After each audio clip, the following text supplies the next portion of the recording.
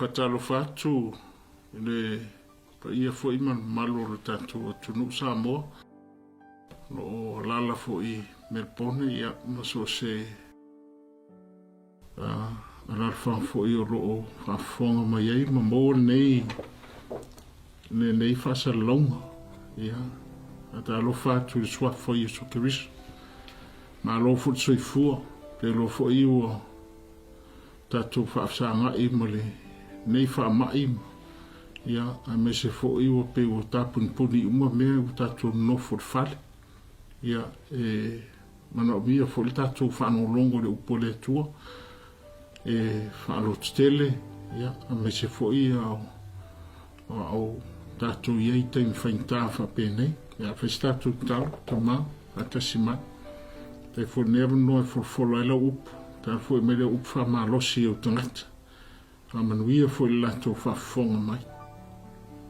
Ia, nganga pa iyo tu ina tu ia tu oi. Awe te meia le file mui matu loto ten whapene. Ia, me se fo ilia tua pa ia tu lo whamalo longa i o tangata. Ia, me le lato whafonga mai.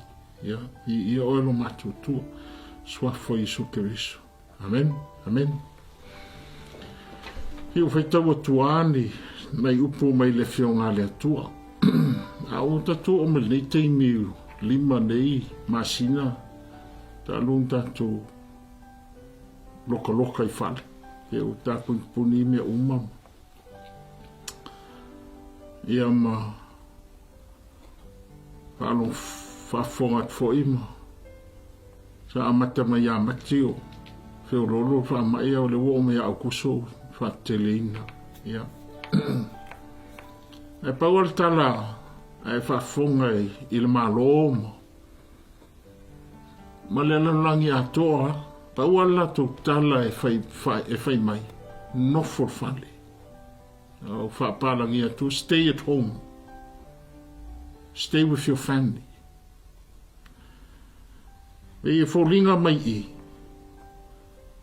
Pau le mesi atu ona saunga le mo e mao. No for fun. The only safe place to stay is to be at home. So the family all of a sudden becomes the safest place to be today. O mai fale I le ainga fata woina le ta uo le ainga ni te. Aso fetau tua ta ses fai upu lea o lo tatu tan no fa autu I le upa pea o se ainga fa ale atua a godly family e te wafonga mai le tala Yosua Yosua lo su fa lon fa upo sfuna lima te ton fo ua e fa fonga fo I le upu nei o te watua ia te oe pea fai fo I le anga ia te o tōna au na ia Iova I nā filfilia o tō laso nei po ai tō te au na iai po atua na au na iai o tō tamā o e sai le lai tū o le waitafi po atua o sa amori e o la tō le nuu o tātou nofu ai au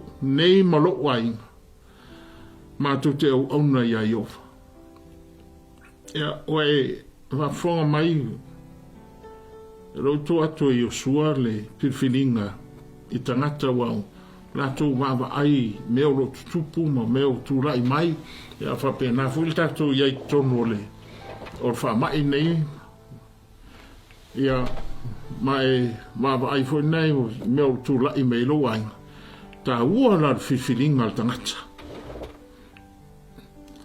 leo whai fifilinga Yosua a wau nei malo wai matu te au auna ia Iova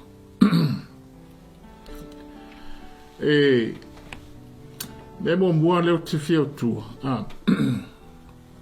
wa fa fo se I ana fa ta waina le ainga me mo mua o le ainga fa le tua godly family o te le lola ia te oe ina o e fa longo mai fa fonga tu I fa salonga malo no for fun stay at home te longa tu e fa fo se I ale stangat fa le tonu lo nai leva na le ita pena pe fa fo se I fo nane ya sa fa ya me lo tanga tai a pe ya no masen ya e la pata ya le tua I nei mea ta pena I te miu pe fa fo se ya para si me fa mai ya ta pa tu le stanga te lo ainga wa te le ale fa le to al me la ti fia a tua ya toi wa pe yo le ole nei me ta tu ya tu sa tua tu fa fo ia ta tu se ta tu fa sa I mal moni o mele ta tu la o la moni o mele tu la le mele o lo al welo te mi ma very slow I how true are the way you are leading your family la moni la le mele si la con te to mi la le mele si la con al wo tu te mi alo fa fo se nyen fa lava ma me le lo alo tana le fa ya tu I lo fa fonga mai ne fiafi leva no so fa I la langi la ingo lo tatu ola se la langi ola to wo so fa I le a inga ta lepe la inga ta lepe fa pe ponga ta lepe ta miti we are living in a world who consistently try to destroy the family.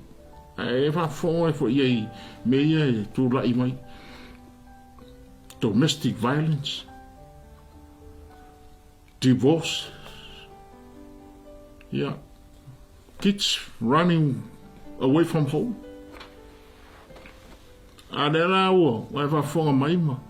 Te lo fa fita uli e tupui ya to fa pel tato atunu I tono Australia ne na fa fo se I mai no tu la I men mela la sa o si do de mela la se me o to fidio o te lo to te fo isi o o men mela tapa tu le ainga e se le matango fio sa ngole mu no no fo mita eu ta pena fo ile le mo to me ya o wis fo ya inga ya tapa mai am to fa le to no wala so after me ti po fe la do me ti ya au ngari fo la to me le o fo ya u ya mo ma va ai fo na le ma to ya e fo si ma u fa na u ya ale mesmo moale o te fi o tu ta urta tu fit Philip no le tu ile palon lango ile tu ke fa paye tu sai so fa tu tala wa tested fa mai ko enga filosofia tal to nunga wa va ai po to ta o fi um fa mai malo a onga o valele hotel o pisidisi po nga mea uma everything comes to a standstill full stop o vala au malo o no for fat ta buona lea wai e fa fonga mai ta vunga I lo I malo ta un avel la ko fa mo e pirtai ale nyengi ai if the family collapse what's going to happen to the nation? So sa kumoa, ama lepeng I ainga. What it lay alfa le tonu se tunu. Ya no le ole ainga, so se tunu ole ainga ole backbone leo. O le malosi ole tunu. E oi mea tau tupe, pisingisi. E oi mea whaal malo. Ainga ta uo ai. So, rona rua. Ma wa ira ta taude. Whaibipong. Le wango so whai e laurangi ni whaibipong. A ta ua ia whai me na wha maa popolo whaibipong. E whai le sau tonu. Whaipiponga ia te maloma fine ma fi. Ma le. Wai o so whai sexual immorality. Ia ka te rofa fo I tangata Au mea lai tonu I tangata. E te kiro le fionga le atua. E utala nge e wita weto. Nei si tusi si le kunga monge ma mautu whanau lango ia tātou le tangata soifua peo kuspai. Ia vava ia o si tusi uma lato wanga. E soi tusi o beanga lako o mai kuspai le ka o mai. Para o vava ia ui le fionga le atua. Lei se mea o le soifua o tangata le tarno i tuspai. Mai e la son whanau mai se o la son namariwai. Lana fai peiponga, lana ainga, lana whanau, lana ngaruenga, lana pisisi, so stoi ngā me o matana no I tuspai. A le, pa whawhul tatu watunu ni teimi mani. Ai maa fua male, te ro whawhita au. Ai kongo fai peiponga. Ia o te mamalama le tatu tunu u, se tunu rotu. Ar tau e pisa I o tangata. Misa o ngari, misa ma in-laws, misa ma whanau. Ia, o fia to rua res, ke te ak mo I whai pui fui o. Au ngā uma mea whai. O mo whainga o te apolo e ta lepe le ainga. Awa a ma lepe le ainga. Le masisi mea ma whainga o tua. O wha mai le sa umare. Me leo kūla I mai. Pai tā uer tū whatasi. Mā tua. Mā popo. Ke rofo eo on toa I test uma au filosofia. Whai rua inga ma. Doesn't work. Umako inga mea. Aro yari si whai rua ia te idai. Aro Samoa. O maa ngai a fo o krakwapsanga I man mea. Se ngofo ka kai lano so ia fo whai ia te ai. Te ai whanau. Le se a lea mea o sawa o ia inge Melbourne. Ko te rea whare tonu whanau. Iknoa e mātua rako whao. A lea rau tato nofo nei whare. E a wakpa ia ke oira upo le tua. Ne ma whainga iei se ma poponga se a inga. Te ade iei Jesu tono lai. Te ngāri I fo lato ia le ma whainga tu u kau e misa. Te ade ma futa ma le tua le tau whare. O dei fo I tapsio a matana e vava ai e. Whaini loto o whare. Tono lai. O ngofo le fiafi. Whaini tau loto. Pai kala lea e Yosua. Me Yosua. Ia, pule au tau.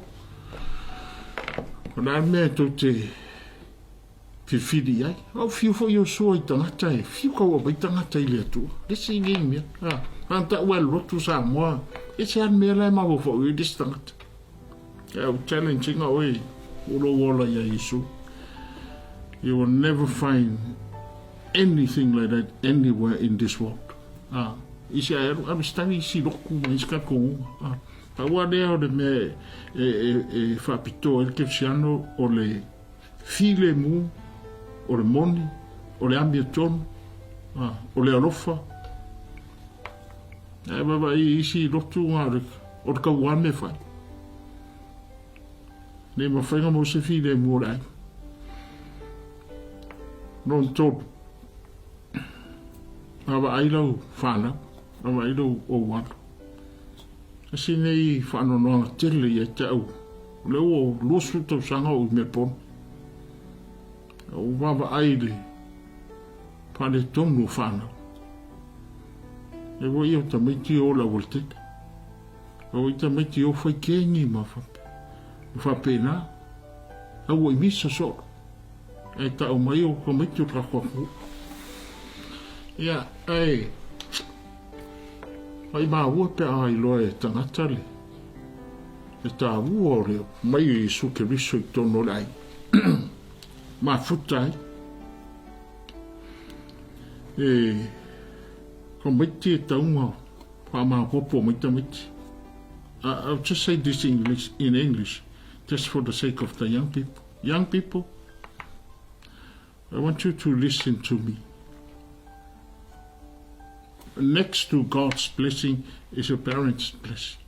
Listen to your parents. We are facing a world that is determined to destroy you, destroy our young people. There's so much distraction out there. Internet, technology, sexual immorality, so much.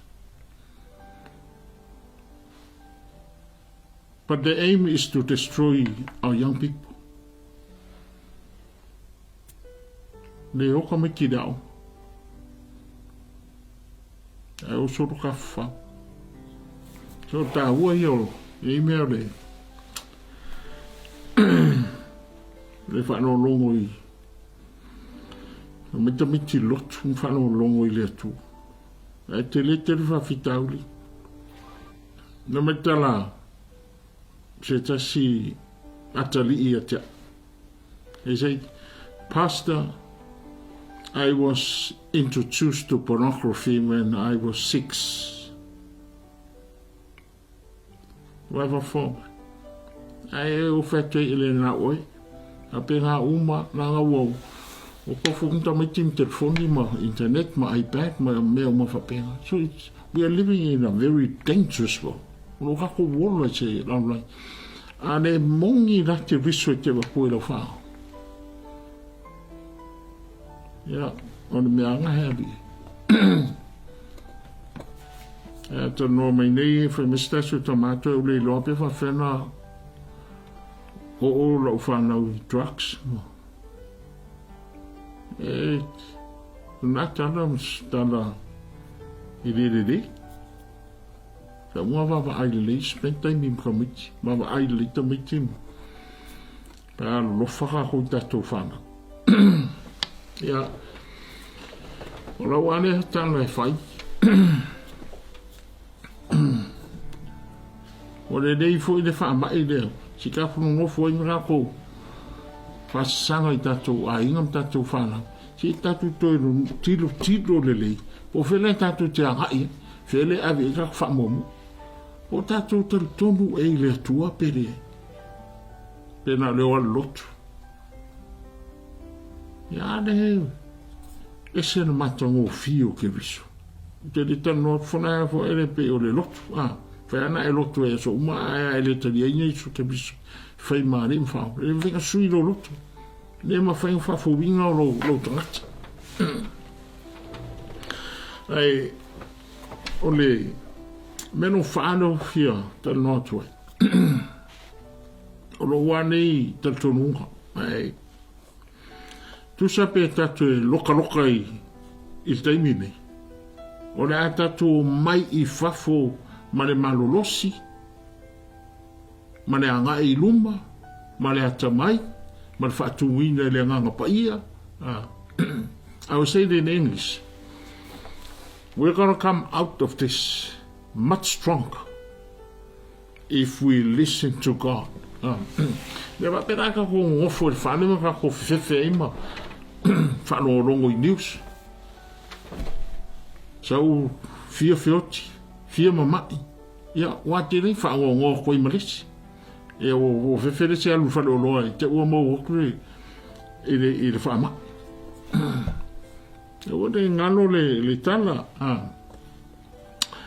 o lo pui tatou le atua ia te dia la pe te tonu el mela salamo iva tasi na o e fa tutu ile atua o e fa te le atua mai le ma foi na la tala te se fa mai I lo falie ia o na upu ia tua io tonu ia le o tatou no for falema Resi mea o te fia whai atu fo. Ia. Ene. E whanau longo I news ma me esa. Tō telo tātou no for whare o le anga yutu. O le anga mako wha. A rima masina loko whare. Na le anga mako whare. E whanau ko le ana ranga o tangata. Ina malo. Te tana. A oe te le te tonu le tua. Le te loa le suoma lia o le tua. E nei se mera whare ko ngoi fuaro o makowa. ia o fai foi matou lotu study kuspaia fai tau kuspaia memorize tau lotu tu spaia e ala na fale tongu mafufa wone wo file mu de se me nga o fai de mafufa Yosua foi le fai ele le tua Yosua mo fai poi vatu ora o afionga ne ora o tusi le vatu ya toi mai awane te amalo mutu au malpo lo wingo mena to lot ma fo fa uia maulai ma vai foi dele ele anga ilu fai sau fala foi ele sau kapeka fale o so foi ia fai o kapeka fale fai o correct exercise eu conha merda fa pe o pungi tim o le fai na sa vari I fafo fai anga exercise fale ma vai lo meto ngaf o fu ite no fu fale ma puta malia I foi ya o le sa te o ti presso fa no le se me te lo so fu da tu o le se ma fa forma o le winga lo tala le fa tu sa pe lo coloca na tu ka ho ke anga ia I luma langa o le tua o le pulemia he's in control ke longa amata mai de fa mai o fa yatu I ta squabe po de lua va yas todo va yas o fa tanga le tua mele ta fita I foi ai se fa pe o fa yatu ano fe o tista fa tu e de va pe o tu por fa mai le no fo le tua va pe oi so mi que le lo ko me ko pi la lo nga ya o ne I'm sure fear le tu but he's in control la ke pule me ma mama de le tu ai fe tau fo le fionga de tu la tel no mai al mene le utatu no furfa ket como a uia fe tau le fionga de tu you build yourself taro e ki do mai ko I po e do mai pi angore pe rua masina e fe do was fa na o fa na fa ka mo pi aí se me fa pe vinga fi e que um for fale atina you build yourself dar ki ka dar pia dar se me vinga fi o que um fa o mai um fo pe o de lo pa wan me ngare ai quite dangerous ko inga ma si ne me lo le tu o que fia fa ai o ko de me you stay in the presence of God in prayer in worship lo talo o ka po I de tu no fai ma vidi lo fi a da ngo lo fi a o lo fu fai lo tu sum te mini te le lo po fa feia ia ise kanesi anto e fa sum stof ma sa te se isi sina mai foi lo fi a ia toi ana foi te tapu ai tu so ana na uta no tu nei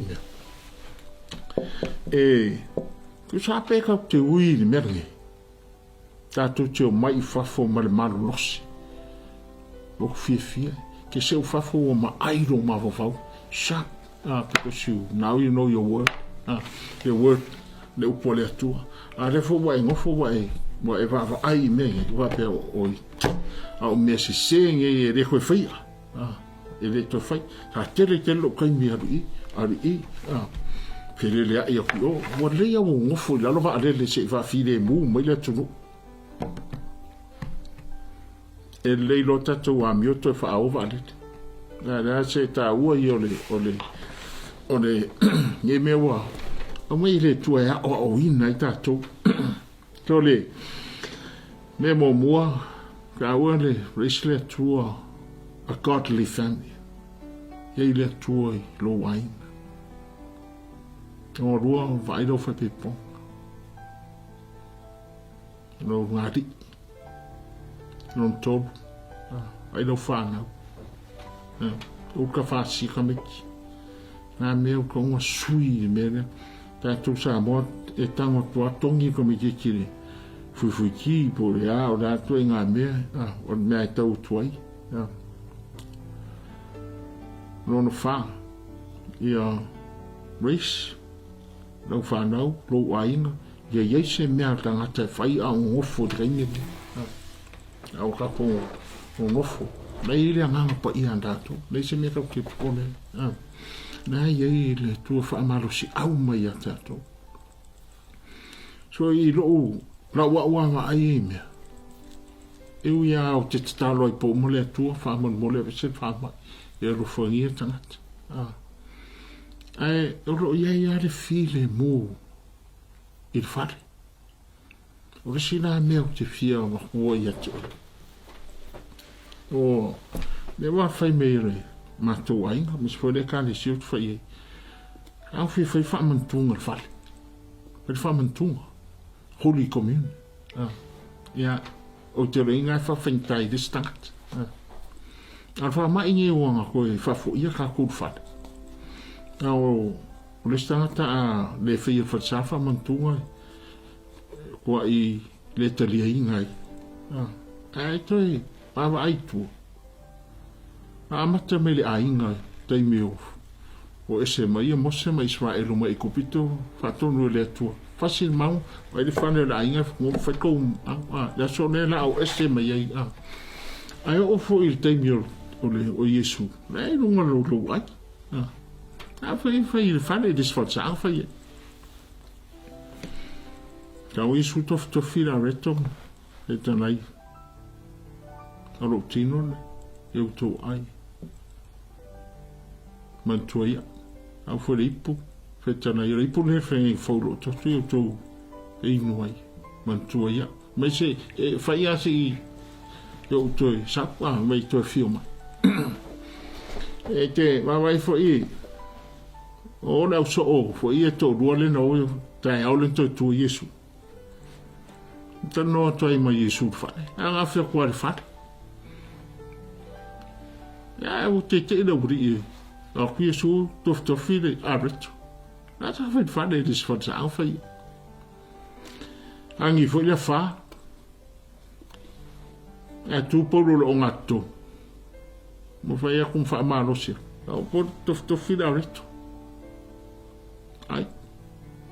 Breaking bread. I had a fit of cushion and when they were breaking bread in the house. Yeah. O tupu nei name. O wape.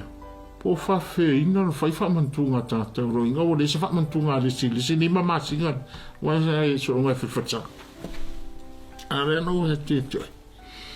O alua wia o whai tau te whionga le atu. Nenge peo te kako ainga.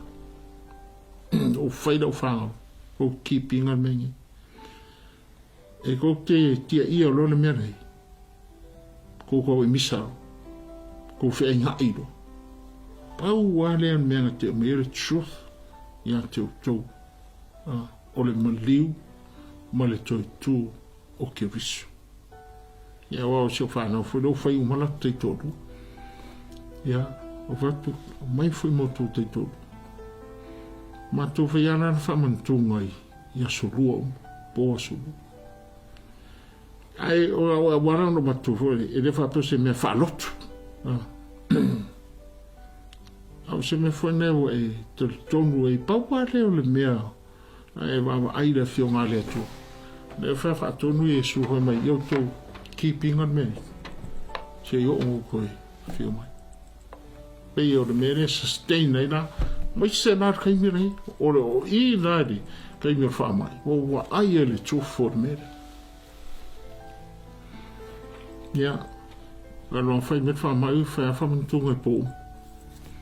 Maar po fatu e lo tolu minute e desse men a fai fa loto, no fa umi. But the wonderful thing is it holds your family together. Maar ai fo e do se finga fo ngade fo le la vafa. E desse me fo a o le no napo o fai. Ai te tiro aro ko study le whamantu. Ai o tō mai a tātou nei ta mā. Ia po tina whaiwhinga o tina lai. Ia. Mo o ko whaku ngei mea. Ia te oe nei e matamata. mata ngofio ke biso krimi ye le ka ko ngofo fa la fa ava ai mai fo lo fa I lo fa lo fa mantu le me fo ye wona ngala I fo ye me ton la fi ngale tua o ngi ai ma fa le ta le me fo ta alo itamit. But if your kids can see how you honor this, they will follow. They will respect. Ia mana tō whātutua ma te lia Yesua whai maari mwhaora. Ma ia Yesua. Au. Moro wainga. Ma tō te au onga ia Iofu. Ia. Hamanu ia tele le tua I no whafonga mai. Ia. Na tō sustai fwoi mela e mea malo. Tala ngā la fionga le tua. Pui e tātou. Ia. Na whai talo le tua. Amanu iei. Mei o mātou tangata. Na tō whafonga mai neita ne fiafi. Por neitain. Le tua. Talo lau pui ngā mai whaama. Talo lau file mu o eise sio. Whe me meai ma leo mautom. Ia. Talo e na ole file mu ke viso ia fio mai a inga teitotasi. E whaftai mola upu, whaftai lo ngāpa ia mar whaftasi mai. Ia vi ia ol matutu. Swafa Yesu ke viso. Amen. Ia. Whaasui fua. God bless.